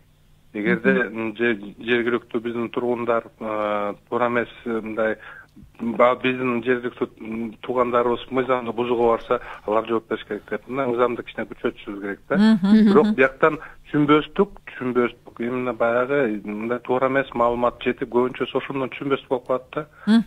Булар мындай экен, тигиндей экен деп мындай сөз кетет, ошол сөздү барып убагында жаап, убагында мындай түшүндүрүп берип иштери мындай жүрүп атат да. Ошондуктан биздин мына Госкомитеттин алдында эмебиз бар, биздики Мешатов учебный центр бар, окуу жайыбыз бар. Ошолорду биз деген жаңа жылдан ар бир ушундай месторожденияга жөнөткөн атабыз. Ошол жактан барып жергиликтүү калк менен түшүндүрүү жумуштарын жүргүзүп, ошол айыл өкмөттө кандай месторождение бар, аяктан кандай инвестор келиш мүмкүн, кандай иштерди жүргүзсөк болот деген баягы эмелер окутуу жагын эметишет. Бул биринчи, экинчи үйрөтүү баштаганда ошол аким айыл өкмөттөрдөн башташ керек да. Себеп дегенде бир дагы айыл өкмөт өзүнүн жеринде эмне бар экен, кандай месторождение бар, кандай бир эмелер бар билбейт да, кандай кендер бар экен. Ошондон биринчи айыл өкмөттөр менен акимдерди үйрөтүш керек, андан кийин уже жергиликтүү калкты үйрөтүш керек да. Ошого биз деген мына Горный университет менен, Токен университети менен биздики ошо жанагы Межратовский центрден мугалимдерин даярдап, жаңа жылдан кийин мындай чоң десант кылып жөнөткөн атабыз да. Бул месторожденияларга барып түшүндүрүү жумуштарына бизге жардам бергиле деп. Жакшы, анан кийинки суроо ошо Солтон Сары кендеринин мисалында ошо жетим тоону дагы өкмөт өз күчү менен иштеткен атат деген дагы маалымат болуп атпайбы? Анан бул жаатта сиздерде кандай иш болгон атат жана болжолдуу түрдө аны иштетүү үчүн канча каражат талап кылынат? Анын ушул жагдайларын эске алдыңыздарбы? Ошол тууралуу айтып берсеңиз. Бул деген эме жетим тоо кени, бул деген абдан чоң мындай абдан ири чоң мындай кендердин бири деп эсептелет. Бул деген бияктан темир биздики темирибиз ошол жактан тоо кен тармагында эң эле мындай ири деп айтканда баягы бизде тоо кенибиздеги жез болобу, алтыны болобу, көмүрү болобу учур келет да, баягы бышты деп коет да. Ошол как раз могу биздин кенибиз жетим тоо бышты деп эсептейбиз. Ошону иштеткенде дагы өзүбүз иштетсекпи деген мына саясат жүргүзүп атабыз. Себеп дегенде муну көрүп атпайбызбы, Кумтордон кандай болуп калды, канча мындай кемчилик бизден кетти, инвесторлор келип каалагандай мындай алдады деп айтпайм, каалагандай бир өзүнүн саясатын жүргүздү. Анан бияктан биз өзүбүз ошол баягы мурдагы кемчиликтерди эске алып туруп, бияктан өзүбүз баштасак, өзүбүз кылсак, бияктан анан баягы проектный каражаттарды биякта кошумча алып келип бияктан жумуш орундарды өзүбүз түзүп, өзүбүздүн налогубузду өзүбүздө калып эметсек, кичине мында бутка турганга бизге өзүбүзгө да жеңилдик көбүрөөк болобу деген да. Анан негизи эле ушул өлкөдө дээрлик баардык кендерди баягы иштетүүдө экологияга таасирин тийгизет деп эле чоң көйгөйлөргө кабылат эмеспизби? Анан бул жаатты да эске алдыңыздар да, экологияны сактоо жагында карап калк менен. Эң туура айтып атасыз. Эң эле биринчи бул проекттин негизи баштап атканда бул деген жергиликтүү калк менен түздөн түз сүйлөшөбүз. Бияктан эч кандай башка технология келбейт. Бияктан 21-кылымдын эң мындай заманбап технологиясы келет. Экологиянын эң биринчиден бул деген экологияны сакташыбыз керек. Экинчиден баягы жумуш орундарды, үчүнчүдөн баягы өзүбүздүн Кыргызстанда эмне кандай бир продукция чыга турган болсо, биз ошого өзүбүз мындай чийки затты эле экспорт кылбастан эң акыркы продукция металл чыгарганга чейин барышыбыз керек деп ошону туура түшүндүрүп неметебиз. Анан бул билесиңер айлык маянасы, жергиликтүү калктын айлык маянасы, социальный инфраструктура, школдор болобу, жолдор болобу, обязательно баягы темир жол курулуш керек деген ой эметип атабыз. Машина менен ташып кайра бизден жолдун баарын чаңдатып, асфальттын баарын бузбайлык деп, бул темир жол менен ташыгайт турган бир проект болот. Бул жагын баардыгын ойлонушубуз керек. Азыр аман эсен жаңы жылды тосуп, шайлоону өткөрүп алып, кыштан аман эсен чыгып алсак, Кудай буюрса ал иштерди баштаганга туура келет. Ошол жетим тоо кенинде 500 жылга чейин иштетүүгө мүмкүнчүлүк бар деп эксперттер айтып келет да, анан темирдин кору канча болду экен? Болжолдуу маалыматыңыздар барбы? Жок, биз деген мына ошол деген негизи жетим тоо бул деген 6 бөлүктөн турат. 6 бөлүктөн турат. Ошо 6 бөлүктүн бир эле чоң бизге бөлүгү бул деген 539 миллион тонна да. Бир эле бөлүгү. Мындай жалпы биз деген мындай бүт эмелерде жүрүп атат, мындай маалыматтар жүрүп атат, 3 миллиард 300 миллион тонна депчи. Бул деген абдан көпкө жетет турганда да, бул мындай эсептеп дагы мындай оорурат да. Алдыда дагы көптөгөн бир чалгындоо иштери да болушу керек да, Ооба, бирок мындан тышкары дагы бизде мурда эле айтып келген, биздеки мына Росгеология деген акционерлик общество бар, акционерлик коом Россияда. Биз алар менен дагы ошо 1 миллиард 200 миллионго келишимге түзүп, Россиянын президенти Путин келгенде кол коюшканбыз. Алар деген ошо келгенде эле ошондой айтып атышкан, силердики байлык деген булар бир эле кумторду карабастан, силердики мындай кумтордон дагы 5-6 бар депчи. Ошондуктан биз аларды мына жаңы жылдан кийин алар келсе, биз ошол алар чалгындоо иштери боюнча мындай дүйнө жүзүндө жакшы мыкты адистер деп эсептелет да. Булардыкы спутник бар, баягы жерде турган өзүлөрүнүн оборудованиясы бар, баягы 21-кылымдын Заманбап оборудованиясы. Ошо менен булар деген айтып атышат, бул кумторду карап отурасыз, мында кумтордун 5-6 дагы табабыз депчи. Кудай буюрса алып келип калса дагы биз деген бул жетим тоодон башка дагы мындай көп жакшы немелерди ачууга мындай даярбыз да. Бирок эң негизгиси мамлекет өзү колго алып, өзү иштетүү ошол жоопкерчиликти алып атат, Эң туура. Мүмкүнчүлүк, потенциал бар бизде. Потенциал бар. Биздеки жакшынакай, татынакай биздин балдарыбыз бар. Эми тышкы адистер бар, инженердик эмделер келиши мүмкүн. Так негизги өзүбүздүн потенциалыбыз бар. Өзүбүз баштасак, аракет кылсак, мындай десем кичине жакшылык иштерге чыгабыз да, жакшы проекттерге. Кадр маселеси дагы жана башка маселелерди чечсе болот деп жатасыз демек, Биз өзүбүз үйрөнүп калдык мына Тоо-Кен тармагында мына кумтордо башка компанияларда биздеки бияктан нормально иштеп жүрүп үйрөнүп алышты да. Колго алыш кылып атып эле үйрөнүп алышты. Ошон үчүн мен ойлойм бияктан бул жагынан только баягы жогорку адистерди гана биз деген башка чет өлкөдөн чакырышыбыз мүмкүн, акылгандарын баарын өзүбүздүкү мындай иштетсе болот. Мына убактыбыз соңуна чыгып баратат. Бир суроода Жыргалбек мырза, ошол жана Тоо-Кен тармагына кызыккан дагы эле биздин жанагындай инвесторлорго сырттан келген лицензия берүү уланып жатабы же токтотулган бойдонбу? Биздеки билесиздер, биздеки алтын, жез, анан күмүшкө лицензия берүү биздеки мораторий жарыяланган. Анын негизинде биз деген азыр токтотконбуз, бере албайбыз. Бирок баягы биздеки баягы ички рынок вторичныйдан бар, аяктан өзлөрүнүн жумуштарын жасап атышат. Башка таш, көмүр кендерине башкаларына лицензия берип атабыз. 3 гана металлга бере албайбыз бүгүнкү күндө. Токтоп турат, Токтоп турат дегенде биз деген мурда берилгендердин баарына бир сыйра ревизия кылып, мындай карап чыгышыбыз керек. Кимге бердик, иштеп атабы, пайдасы келип атабы, жумуш орундар түзүлдүбү, кол коюлган келишимдерге аткарылып атабы, аткарылган жокпу, ошону бир текшерип алышыбыз керек да, ошондукка карап атабыз. Рахмат сизге Жыргалбек мырза. Урматтуу угармандар, биз менен байланышта болгон өлкөнүн өнөр жай, энергетика жана жер казынасын пайдалануу мамлекеттик комитетинин төрагасы Жыргалбек Сагынбаев болду. Ыраазычылык билдиребиз, ишиңиз ийгиликтүү болсун, биз сөзүбүздү уланта берели. Ооба, кадырман угармандар, эсиңиздерге сала кетели, сиздер таңкы бурулуш программасын угуп жатасыздар. Бизди радиодон сырткары Facebook социалдык баракчасынан дагы көрүүгө мүмкүнчүлүгүңүз бар. Эгерде биздин программанын жүрүшүндө кызыктуу тууралуу суроолоруңуз пайда болуп калса, сөзсүз түрдө байланышка чыгыңыз. Номерлер 0502 39 21 90, ошондой эле 39 21 90 телефондору иштеп жатат. Facebook социалдык баракчасына дагы суроо калтырсаңыз болот.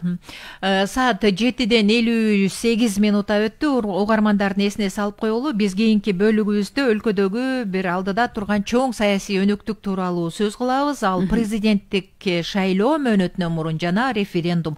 Жалпы элдик референдум, анын мааниси эмне? Деги эле өлкөдө ошол системаны өзгөртүү деген маселе эмнеден келип чыкты? Бул боюнча биз эксперттердин пикирин укканга аракет кылалы, Бегай? Ооба, туура айтасыз. Ошондой эле мурдагы шайлоолордун айырмачылыгы, президенттик шайлоо менен бирге референдумга добуш берүү, шайлоочулардын активдүүлүгү, башкаруу формасы боюнча дагы үгүт иштеринин жүрүшү тууралуу дагы ушул эксперттер менен сүйлөшүп алардан дагы маалымат алабыз. Анан сиз дагы четте турбай сөзсүз түрдө байланышка чыгыңыз. Бир маселе мына шайлоонун таза өтүшү деген маселе болуп атат да. Ошол шайлоону таза өткөрбөй койсо кандай окуя менен аяктаары бардыгыбызга белгилүү болуп калды. Бирок шайлоонун таза өтүшү бул бир гана борбордук шайлоо комиссиясынан же бийликтен же дагы бир кимдир бирөөдөн эмес, ар бир кыргызстандыктан көз каранды. Анткени өзүнүн жүрөгүнөн чыккан добушун шайлоого активдүү катышып барып, анан ошол добушту берип, эч кимден эч нерсе албай, эч кимге эч кандай милдеттүү болбой, жоопкерчиликти мойнуна алып, келечек үчүн добуш берүү өтө маанилүү деп бардык эксперттер дагы, коомчулукта дагы бул баса белгиленип атат. Бул боюнча биз 8ден кийинки бөлүгүндө кененирээк дагы маектешебиз. Ал эми биз дагы кайрадан угармандарга ошол соңку жаңылыктарды, жаңы маалыматтарды сунуштайлы. Биздин студияга кайрадан эле кесиптешибиз Бакыт Тапаев келген экен. Мында дагы жаңы эң акыркы жаңылыктарды жалпы биздин угармандарга сунуштайсыз. Микрофон сизде. Рахмат.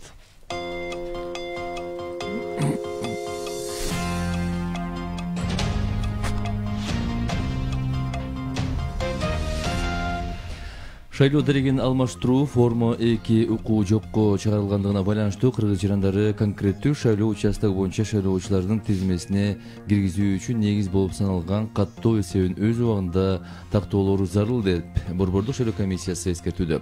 Маалыматка ылайык, форма 2 жокко чыгарылгандыгына байланыштуу каттоо эсеби жаранды тигил же бул шайлоо участогуна киргизүүнүн критерийи болуп саналат. Буршайком, калктык тейлөө борборлору жана каттоо бөлүмдөрү 2020-жылдын 31-декабрына чейин саат 9-дан кечки 8ге чейин иштей тургандыгын белгилейт. Ар бир шайлоочу 29-декабрга чейин шайлоо участогуна барып, тизме мамлекеттик порталынан 119 номерине чалып, чалуу акысыз 119 номерине жеке пин номери менен СМС жөнөтүп, өзүн шайлоочулардын тизмесинен текшерсе болот. Түндүк электр ишканасы бүгүн 28-декабрда Бишкектеги 2000ге жакын абонентти электр жарыгын аралыктан өчүрүүнү пландап жатат. Компания жарык берүү үзгүлтүккө учурабашы үчүн абоненттерди карыздан кутулуп эсептерди төлөөгө чакырды. 2020-жылы адамзат туш болгон коронавирус пандемиясы аркылуу эмес, бул тууралуу акыркы эмес, бул тууралуу бүткүл дүйнөлүк саламаттыкты сактоо уюмунун башкы директору Тедрос Гебрейесус 27-декабрда белгиленүүчү эпидемия каршы даярдык күнүнө карата видео кайрылуусунда билдирди. Тарых азыркы пандемия акыркы болбойт деп айтууда. Эпидемия факт, бирок саламаттыкты сактоого жумшалган инвестициялар өкмөттөрдүн жана бүтүндөй коомдун колдоосу, саламаттыкты сактоо маселелерине бирдиктүү мамиле кылуу биздин балдарга жана алардын балдарына коопсуз жана туруктуу жашоону мураска калтыруунун кепилдиги болуп саналат, деди Гебрейесус. Ал пандемиянын коомго жана экономикага терс таасирин азайтуу үчүн биринчи кезекте бардык өлкөлөрдү өзгөчө кырдаалдардын ар кандай түрлөрүнө мониторинг жүргүзүү жана алардын кесепеттерин азайтуу программаларына инвестиция салууга чакырды. Анын айтуусунда алгачкы медициналык жардам өзгөчө мааниге ээ. Мындан башка өкмөттүн саламаттык сактоо тармагынын ишин координациялоо зарыл. Ошондой эле адамдын ден соолугуна кам көрүүгө бирдиктүү мамиле кылуубуз керек. Ысык Көл областындагы ооруканаларга 6 тез жардам автомашинасы тапшырылды. Маалыматка ылайык, унаалар областтын эң муктаж болгон райондоруна бөлүндү. Буга чейин 2 районго берилген, жакында дагы бир автомашина келери айтылды. Белгилей кетсек, өлкө боюнча 12 реанимобиль жана 37 тез жардам унаасы алынып, областтарга бөлүнүп берилген. Баткен районунда 28 ишканасы бир өнөр жай аймагы пайда болот. Бул тууралуу экономика министрлигинин басма сөз кызматы билдирди. Өнөр жай соода логистикалык борбору, ун комбинаты, курулуш материалдарын чыгаруучу завод, бут кийим фабрикасы, жүн жана булгары иштетүүчү, таштандыларды кайра иштетүүчү заводдорго 2000ден ашык жумуш орундары түзүлүп, экспорттун көлөмүн көбөйтөт. Азыр аймакта 7 объект курула баштады. Окуучулардын кышкы каникулдары 2020 жылдын 30 декабрынан 2021 жылдын 10 январына чейин созулат. Бул тууралуу билим берүү жана илим министрлигине билдиришти. 3 чейректин алдында окуучулар 12 күн эс алышат. Кочкор районундагы Чолпон кинотеатрынын капиталдык фондоп түзөө иштери аякта пайдаланууга берилди. Бул тууралуу Маданият, маалымат жана туризм министрлигинин басма сөз кызматы билдирет. Маалыматка ылайык, кинотеатр 2019 жылы республикалык бюджеттин эсебинен оңдолуп башталган. Белгилей кетсек, 400 орундуу кинотеатр 1966 жылы ишке киргизилген. Андан бери оңдоп түзөө иштери жүргүзүлгөн эмес. Валюталар курсу менен тааныштыра кетели. 1 Америка доллары 81 сом 88 тыйын, евро 99 сом 91 тыйын, 1 орус рубли 1 сом 11 тыйын, казак теңгеси 19 тыйынга бааланууда. Бүгүн 28 декабрда Чүй областында ауанын температурасы 0,5 градус суук, ал эми Ош, Жалал, Бачына, Баткен, Талас областарында 1 градус сууктан 4 градуска чейин жылуу болсо, Ысык көлдө 3 градус сууктан 2 градуска чейин жылуу, Нарында 7-12 градус суук болсо, бүгүн Бишкек шаарында ауанын температурасы 2 градуска чейин суук болушу күтүлөт. Бишкекте саат 8-ден 4 минута өттү. Биз сөзүбүздү уланта берели. Жогоруда дагы кыскача маалымат берип кеттик эле. Биз алдыдагы мөөнөтүнөн мурда президенттик шайлоо жана референдум боюнча эксперттер менен түз байланышта маектешебиз. Ооба, сөзсүз түрдө шайлоонун жүрүшү, негизи эле таза шайлоо өткөрүү, анан дагы бир сизге шайлоо тууралуу сөз кылуу алдында бир фактыларга да токтолуп өтөйүн деп атам. Талайжы Грецияда ушул шайлоо процессине жарандар катышпаса, өлкөнүн жаранын укугун алып коюу чарасына чейин барышат экен. Австралияда болсо шайлоого катышпагандарга айып төлөөгө мажбурлашат экен. Ал $13 эле экен да азырынчачы. Ал эми Бельгияда болсо 4 жолу шайлоого катышпасаң 10 жыл шайлоого катышуу укугунан ажырайт экенсиң. Люксембургда болсо шайлоого келбесе €70 биринчисин айып төлөйт экен. Андан кийин дагы катышпаса, ошентип айыптын саны көбөйө берет экен да. Бул ушу бизде шайлоонун жүрүшүнөн улам ушундай бир фактыларды дагы калкка айтып коюуну туура көрдүм эле да. Бизде албетте баягы конституциялык укугуң деген маселе бар да, кааласаң барасың, каалабай. Бирок соңку күндөрдө бардыгыбызга эле белгилүү болгондой, баягы шайлоочулардын, жарандардын саясий активдүүлүгү арта баштады, кызыгуулар бар. Жоопкерчилиги күчөдү, башкаларга салыштырмалуу. Биз азыр анда кезектеги маектешибизди кепке тарталы, деги эле алдыдагы ошол системаны өзгөртүүгө болгон аракет, конституциялык реформа, ушул башкаруу формасын өзгөртүү деген маселелер эмнеден келип чыкты? Ошол атайын президенттин жарлыгы менен түзүлгөн конституциялык реформанын жүргүзүү боюнча Конституциялык кеңешменин иши биринчи этабы кандай жыйынтыкталды, эмнелерге көбүрөөк көңүл бөлүндү, кандай айырмачылыктар болду, ушул тууралуу ушул Конституциялык кеңешменин мүчөсү, юридика илимдеринин доктору Шерипов Нурлан мырзага кайрылганга аракет кылалы, Азыр байланышта экен. Саламатсызбы, Нурлан мырза? Саламатсыздарбы, урматтуу радио угармандар. Кутман таңыңыз менен. Мына бүгүнкү күндө ушул алдыда чоң бир саясий өнөктүк турат. Бул мөөнөтүнөн мурда президенттик шайлоо жана референдум. Анан референдумда ушул башкаруу формасын өзгөртүү маселеси сөз болду. Бирок буга чейин президенттин жарлыгы менен бир топ окумуштуулардан, коомчулуктагы белгилүү инсандардан турган конституциялык кеңешме иш жүргүздү. Биринчи этабы аяктады деп атабыз. Алгач ушул конституциялык кеңешмеде орчундуу деп ушул башкаруу формасы айтылды да. Анан кандай сунуштар болду, кандай иштедиңиздер? Алгач ушул тууралуу маалымат берсеңиз. Беле кеч керек, ушул бизге биздин конституциялык кеңешмеде 3 топ иштедик. Адам укуктары жана эркиндиктери, конституциялык түзүлүштүн негиздери жана бийлик органдары деген 2 топ иштедик. Андан сырткары жалпы иш тобу иштеди. Биз биринчи эмес, экинчи этапта азыр уже аягына жакындап калдык. 2 жолу ушул секцияларда биз ушул топтордо өздүн ишибизди жүргүздүк. Андан сырткары анан өзүбүздүн баягы драфт версияны бүткөндөн кийин терең ингилиздеп туруп ошол өзүбүздүн бөлүктөрүбүздү жалпы конституциялык нормаларды терең ингилиздеп туруп анан өзүбүздүн сунуштарыбызды киргиздик. Анан өзгөчө бир деңгээлге кетчү нерсе бизге жүздөгөн жарандардан, саясий партиялардан, коомдук уюмдардан көптөгөн сунуштар келип түштү. Анан биз ар бир сунушту карап чыктык. Белгилей кетиш керек.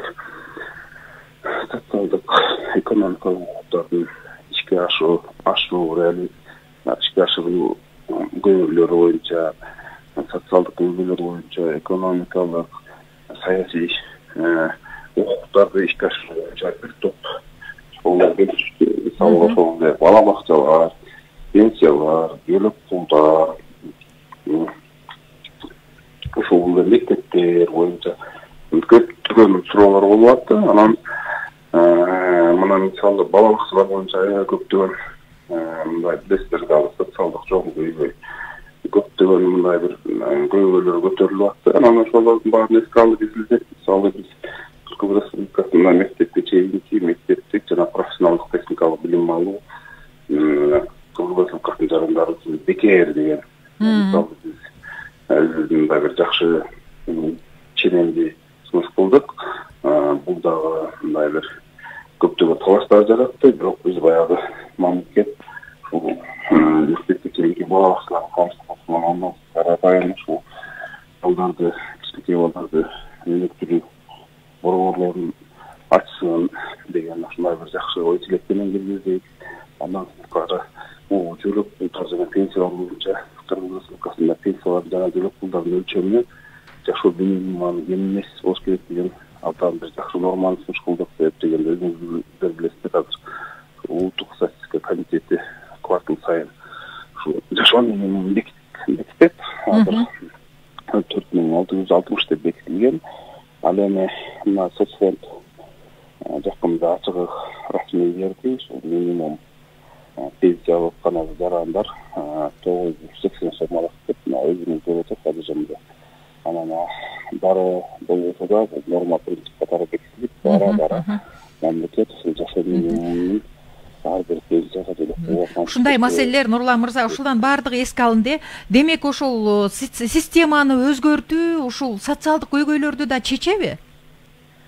Эми бул албетте ага жардам берет. Жардам берет, таасири тиет. Жана башында бекер айткан жокмун, бул социалдык, экономикалык укуктардан сырткары саясий укуктар боюнча көптөгөн саясий система боюнча сунуштар келип түштү. Мисалы жарандар келип, ушул бир эле кетиш керек, ушул башкаруу системасын өзгөртүш керек деген өздөрүнүн сунуштарын беришти. Кагаз жүзүндө да өздөрү баяндама башты, биздин ушул иштептерге кирип дегенде биз деген ушул жоопкерчиликсиз маселелерден, чечилбеген маселелерден чарчадык.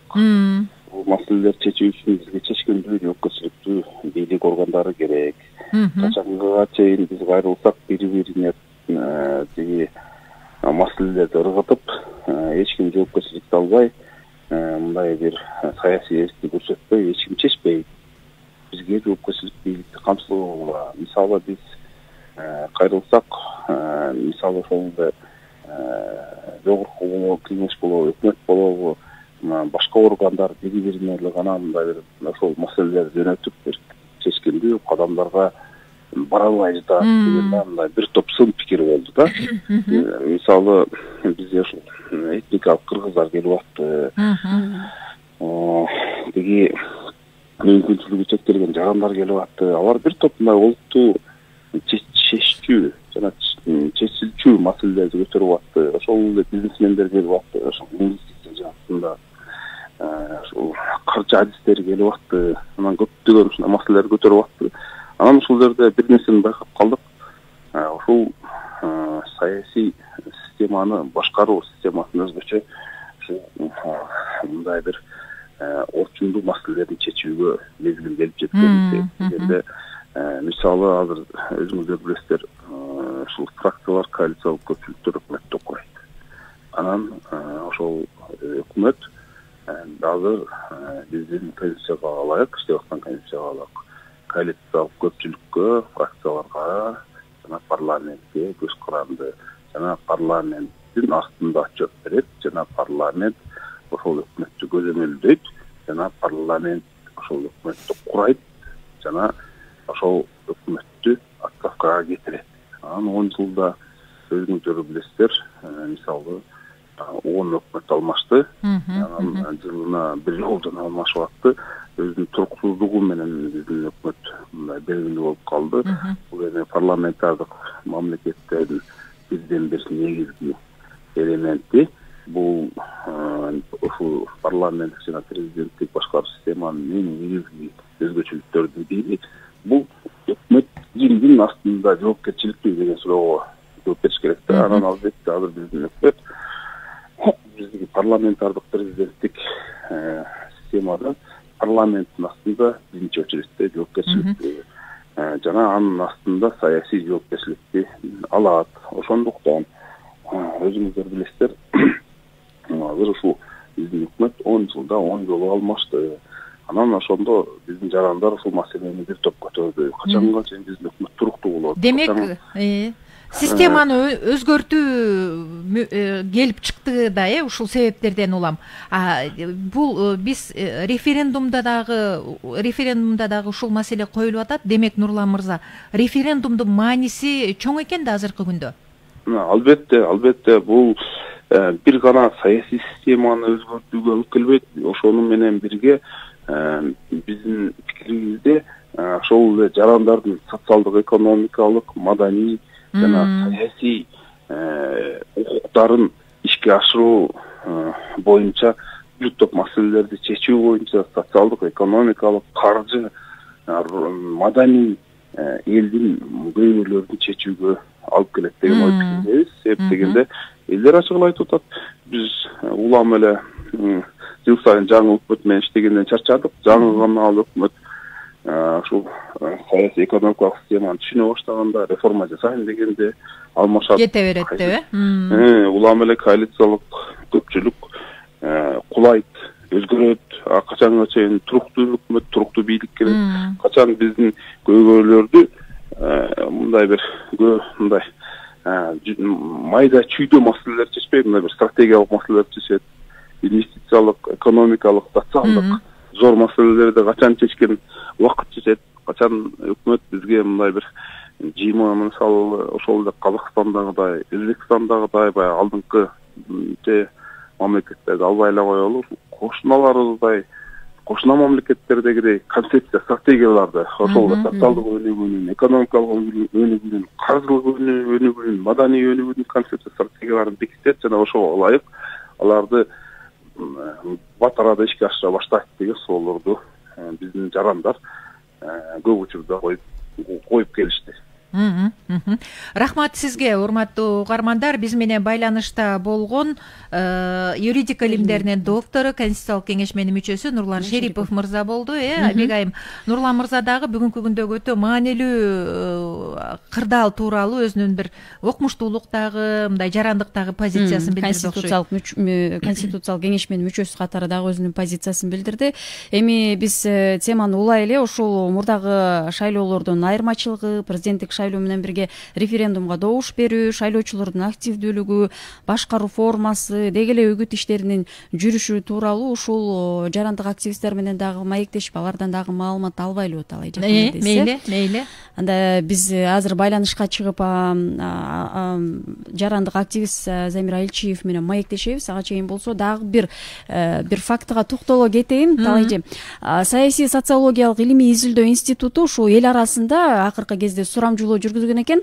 Анда элге шайлоо өнөктүгү мына жакынкы жекшембиде өтө турган болсо, ошол президенттик шайлоо мөөнөтүнөн мурда белгиленип калса барат белеңиз деген суроо дагы берилген экен. Ошол адамдардын, катышкандардын арасынан 84%дан ашыгы ооба деп жооп беришкен экен да. Анан бул дагы кандайдыр бир деңгээлде сиз экөөбүз жогоруда белгилеп элдин активдүүлүгү тууралуу сөз кылып жатканыбыз дагы бекеринен болбосо керек. Демек ушул Борбор калабызда аны менен катар эле аймактардагы калк ушул шайлоо процессине катышууга өзгөчө ушул конституция менен бирге эле ушул бийликке дагы жаңы адамдын, жаңы жүздүн, жаңы лидердин келишине суусап турган жагы окшойт. Албетте, анан дагы бир маселе, бул жолку шайлоо эмнегедир эл арасында бир башкача кабыл алынып атат, ишеним бар, ишенич бар дегендей. Анткени мурда ушул жанагы добуштарды сатып алуу деген маселе болуп аткан. Андан сырткары ошол жанагы атайын бир жоопкерчилик киргизилген күндө дагы ошол добуш сатып алуу деген маселе ачык эле жүргөн. Октябрдагы парламенттик шайлоодогу нааразычылыктын көбү мына ушундан чыкты. Анан жанагы сиз буга чейин да белгилеп өткөн форма 2 маселеси дагы жокко чыгарылды ал дагы. Ошол октябрь шайлоосунун нааразычылыктын болушу дагы ошол болуп калды окшойт. Бүгүнкү күндө ошол кемчиликтер кайталанбаш керек, мурдагыдай болбош керек деген аракеттер катуу эле жүрүп атат. Мына 24 декабрда өткөн аптада дагы ошол коопсуздук кеңешинин жыйыны өттү. Ал кезектеги жыйында ошол президенттик шайлоону жана өлкөдөгү башкаруу формасын аныктоо боюнча референдумду уюштуруучулук деңгээлде өткөрүү үчүн бардык түзүмдөргө, тиешелүү уюм мекемелерге тапшырмалар берилди. Анда сөзсүз ошол ачыктык, айкындуулук, демократиялык принциптер, укуктук мейкиндикте гана өткөрүлүшү деген маселе катуу коюлду. Андан сырткары шайлоо алдында, учурунда, шайлоодон кийинки мезгилде дагы ошол борбордук шайлоо комиссиясы өзүнө тагылган милдеттерди ишке ашырууда жергиликтүү өз алдынча башкаруу органдары менен, мамлекеттик органдар менен биргеликте өз ара кызматташтыкта иш жүргүзсүн деген маселе козголду. Анан ушул шайлоо процессинде ушу жалпыбыз билгендей эле жыл сайын чет өлкөдөн байкоочулар дагы келет эмеспи? Анан акыркы маалыматтарга карай турган болсок, ушул бүгүнкү күндө 34 өлкөдөн 198 байкоочу катталган экен. Алар дагы баам салып, ушул биздин Кыргызстандагы мөөнөтүнөн мурда өтүп жаткан президенттик шайлоо таза, айкын жана ошол эле учурда баягы калк арасында добушту сатуу баягы жагдай дагы көзөмөлгө алынат деген ишенимдер чоң. Эми бул дагы кандай өтөт, анын бардыгын убакыт көрсөтөт. Бирок азыр элдин активдүүлүгү жана катышып баягы өзүнүн лидерин тандап алууга суусап турган чагы. Бизде ушул бул тууралуу жарандык активизм менен маектешебиз. Бүгүнкү күндө Замир Айлчиев мырза менен байланышып жүрүп атат, бирок эмнегедир ал билбейм, байланыш камсыз болбой жатат. Биз албетте аракет кылабыз бул боюнча кененирээк маек жүргүзгөнгө.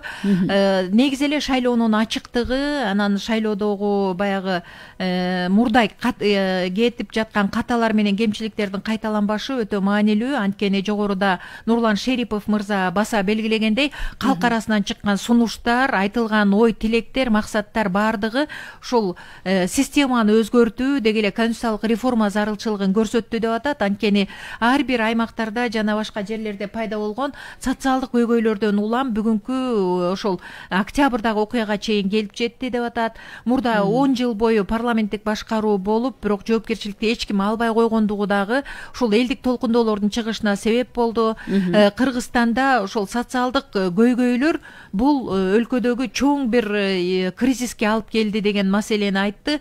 Албетте парламенттик партиялык системада жокко чыгышы керек эмес деп мына окумуштуу профессор Нурлан Шерипов белгилеп атпайбы? Бирок ошол эле мезгилде биз Кыргызстандын аймагында өтө мындай бир маанилүү болгон жагдайды эске алышыбыз керек. Анткени жоопкерчилик бул өтө маанилүү. Анан калса Кыргызстандын эли, калкы ошол нааразычылыктар менен өздөрүнүн арасында чыккан бир көйгөйлөрдү чечүүнүн жолдорун издөө менен ар кандай толкундоолор болуп кетип жатат. Бул кайра кайталанбашы үчүн, кайра ушундай окуялар биздин Кыргызстанда боло бербеши үчүн биз саясий системаны өзгөртүүгө барышыбыз керек деп белгиледи. Жогоруда Конституциялык кеңешменин мүчөсү Нурлан Шерипов мырза. Албетте буга ар бир кыргызстандык жарандык активисттер, коомчулук, белгилүү адамдар, инсандар, ошону менен катар ар бир кыргызстандык жаран өзүнүн салымын кошо алат. Ал референдумга жана шайлоого активдүү катышуу менен. Мына октябрдагы элдик толкундоолор деле бекеринен чыккан айткан жок да, ана жалпы коомчулук өзү ушул шайлоонун жыйынтыктарына нааразы болуп чыкты. Демек бул ирет сөзсүз түрдө ага жол бербестен өзлөрүнүн жоопкерчилиги менен барып, өзү каалаган, өзү тандап, мына мен ушул адамга берем деп өзү сөзсүз түрдө добушун кайдыгер карабастан берет деген ниеттебиз. Мына жогоруда деле айтылгандай, ушул мындай илимий изилдөө институттары жүргүзгөн суромжолоодо деле айтылып атпайбы, мына элдин массалык көбү барып өзүнүн дагы добушун берип, баштагыдай баягы нааразычылык болбош үчүн баягы ойлонуп туруп, баягы жет өлчөп бир кесет деп айтылат эмеспи? Ошол сыңары сөзсүз түрдө ошондой жоопкерчилик менен мамиле кылат деген ишенимдер чоң.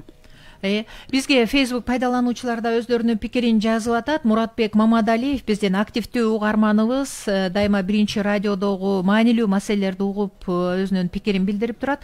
Чөгүп кеткен элдин үмүтү ойгондо, буюрса чыныгы элдин үнүн укчу падыша келе жатат, татыктуу президент келе жатат дейт. Биз эми мыйзамдарга ылайык атын атабай эле коелу. Президенттик башкаруу менен биз өлкөбүзгө жетишкендиктерди алып келе алабыз дейт. Өсүүлөрдү, өнүгүүлөрдү алып келе алабыз дейт. Демек, бүгүнкү күндө ушул элдин үмүтү жанды деп аткан жогоруда айтылган маселе. Бирок бир жагдайды эске алышыбыз керек. Деги эле өлкө аймагында ушул саясий системаны, башкаруу системасын өзгөртүү мындай зарыл экендигин белгилеген дагы басымдуу топ бар. Андан сырткары ушул президенттик башкаруу, парламенттик башкаруу деген референдумда суроо коюлуп атпайбы? Мына ушул суроого мындай жараша аракеттерди көрүп жатышат. Бегайым сага белгилүү, Борбордук шайлоо комиссиясында атайын ушул эки багытты көздөгөн үгүт топтору катталды. Алар өздөрүнүн үгүт иштерин жүргүзүп жатышат. Ошол парламенттик башкарууну каалагандар дагы, президенттик башкарууну каалагандар дагы үгүт топторун жүргүзүп, эл арасында түшүндүрүү иштерин жүргүзүп, өздөрүнчө ушул саясий системаны өзгөртүү маселесине активдүүлүгүн көргөзүп жатышат. Ооба, эми тандоо болсо элдин колунда, өзү каалагандай тандап, ошол эле референдумга, ошол эле шайлоо процессине активдүү катышып, өзүнүн тандоосун билдирет деген ишенимдер чоң. Андыктан эмне дейбиз, болгону өзүңүздөрдүн жоопкерчилигиңиздер менен, активдүү катышууңуз менен өлкөнүн өзүңүздүн жүрөгүңүз тандаган адамга гана баягы добушуңузду берип, анан өзүңүздүн президентиңизди, келечекти тандаган болосуз деген ишенимдер бар. Азыр бизде угарман бар окшойт, биздин угармандарды да кабыл алып коелу. Саламатсызбы? Саламатсызбы? Сиз түз эфирдесиз. Сурооңуз болсо берсеңиз болот. Байланыш жакшы болбой жатат окшойт. Рахмат сизге байланышка чыккандыгыңыз үчүн. Кайрадан аракет кылып көрүңүз. Биз эми сөзү байланышта экен. Алло, саламатсызбы? Саламатсызбы, мен жалбырактан чыгып аттым эле. Айтыңыз. Мына мейманга бир суроо берейин дедим эле ошо неме боюнча. Биздики таңкы бурулуш, биздин маектештерибиздин баардыгы телефон аркылуу маектешет, бирок сиз оюңузду айтып көрүңүзчү, биз сизди укканга даярбыз. Уй жылынын статикасы. Сиз башка радио менен чаташтырып атасыз, урматтуу угарман, кечирип коюңуз. Биз сөзүбүздү уланта берели. Сиздер угуп жаткан биринчи радио таңкы бурулуш. Россиядагы бизге дагы бир Сыдыкова деген Facebook пайдалануучу пикирин билдирип атат. Россиядагы жарандар кайсыл числого чейин катталсак болот, сураныч айтып кетсеңер Сахалиндеги жарандардан дейт. Биздин биринчи радиодо күн сайын жаңылыктарда, жана башка уктурууларда, Кыргызстан программасында эртең мененки негизги маселе, шак жүрүш жана башка уктуруулардын баардыгында ушул айтылып атат. Мигранттар кантип добуш берет, ошол эле Россиядагылар кандай болот, Түркиядагылар кандай болот, ошол биздин кыргызстандыктар көп жашаган аймактарда эмгектенген мигранттар кантип добуш берет деген маселе өтө курч коюлуп, анан көбүрөөк суроолор алынып атат. Биз дагы ушул эжебизге балки мүмкүнчүлүк болсо жеке баракчасына жоопторду алып туруп дагы жооп берип коелу. Бегайым белгилей кетели, биздин Facebook'тагы биринчи радионун баракчасында дагы бул боюнча кеңири маалыматтар бар. Ооба, сөз түрдө ал жактан дагы ушул тууралуу кенен маалымат алсаңыз болот, бирок биз дагы сиздин сурооңузду эске алып туруп, сөзсүз түрдө сиздин жеке өзүңүздүн баракчаңызга ушул маалыматты жазып коелу, талайчы. Ооба туура. Эми мына биздин уктуруубузда соңуна чыгып калды окшойт. Биз бир топ маселелер тууралуу кеп кылдык. Өзүңүздөр уккандай быйыл ошол жаңы жылга жакын көмүрдүн баасы кымбаттап кетти деген маалымат чыкты эле. Ал канчалык чындыгы бар, эмне болду деген маселени биз Кыргыз көмүр мамлекеттик ишканасынын генералдык директору Ашырбаев Канатбек Бышичтен жооп алып бердик. Андан сырткары кен байлыктарынын иштетилиши, инвесторлор менен жергиликтүү калктын өз ара карым катышы ушул жылдын октябрь айында 5-6 октябрда токтоп калган тоо кен тармагындагы айрым ишканалардын ишке кириши боюнча түз эфирде дагы биз маалымат алдык. Ошондой эле жетим тоо кенин дагы мына өкмөт өзү колго алып иштетүүнү дагы демилгелеп жатат. Буюрса бул дагы өзүнчө бир жакшы биздин өлкөбүзгө экономикасын көтөрүүгө бир кандайдыр салым кошот. Бул тууралуу дагы өзүнүн пикирин Өнөр жай энергетика жана жер казынасын пайдалануу мамлекеттик комитетинин төрагасы Жыргалбек Сагынбаев мырза да чыгып маалымат берди. Бул дагы биздин жалпы коомчулукка керектүү маалыматтардан болду. Андан сырткары ошол алдыдагы референдум, өнөтүнөн мурда президенттик шайлоо боюнча дагы пикир болду. Ал пикирди бизге Конституциялык кеңешменин мүчөсү, юридика илимдеринин доктору профессор Нурлан Шерипов мырза айтып берди. Эми бүгүнкү күндөгү өтө маанилүү багыттагы маалыматтардын тегерегинде сөз кылдык окшойт. Эми Кудай буйрса дагы кийинки уктурууларда, эртең дагы алдыдагы саясий өнөктүк, анын ишке ашышы, деги эле өлкөдөгү айрым бир көйгөйлүү маселелер, анын чечилиши боюнча маалыматтарды сиздерге жеткире бермекчибиз. Ооба. Биз сиз менен таң эртеден баарлашып, баягы маек куруп, эксперттер менен талдагыча жаңы жылга канча убакыт калды, билесизби? Жок. 3 күн 15 саат 31 минута 2 секунда калды. Демек, жакын арада жаңы жылга дагы кирип, жаңы жылда дагы ошол эле сиз экөөбүз буга чейин талкуулаган мөөнөтүнөн мурда президенттик шайлоо дагы болот, ага дагы элдин катышуусу, ошол эле сиз айткан референдум, башка маселелердин баардыгы жаңы жылда жакшы нерсе менен, жагымдуу, жакшы маанайлар менен, жакшы окуялар менен коштолсун. Урматтуу радио каармандар, анда биз биринчи радионун таңкы бурулушун жыйынтыктайлы. Биз сиздер менен коштошобуз. Студияда Бегайым Абдыкадырова жана Талайгүл Чабдарова болдук. Режиссердук пультта Максат Мамыралиев, Алмаз Азиз Чокморов иштеди. Биз сиздерге ушул иш жумалыңыздар ийгиликтүү улансын деген ниетте бардык жакшылыктарды, ийгиликтерди каалайбыз. Келе жаткан жаңы жылыңыздар менен. Ооба, жаңы жылыңыздар менен дейлик. Жергебизде саат 8-ден 29 минута өттү. Эсиңиздерге сала кетели, бүгүн 28 декабрь, жаңы жыл жаңыраарына саналуу убакыттар калды. Эми болсо азыр бизде жергиликтүү жана дүйнөдөгү орусча соңку маалыматтар экен. Бизде Канат мырза күтүп калды. Келиңиз, микрофон сизде. Келип ушул коомчулукка, жалпы угармандарга акыркы соңку жаңылыктарды айтып бериңиз. Урматтуу угармандар, бир нече убакыттан кийин таңкы бурулуштун негизги маселеси болот. Саламатта калыңыздар. Саламатта калыңыздар.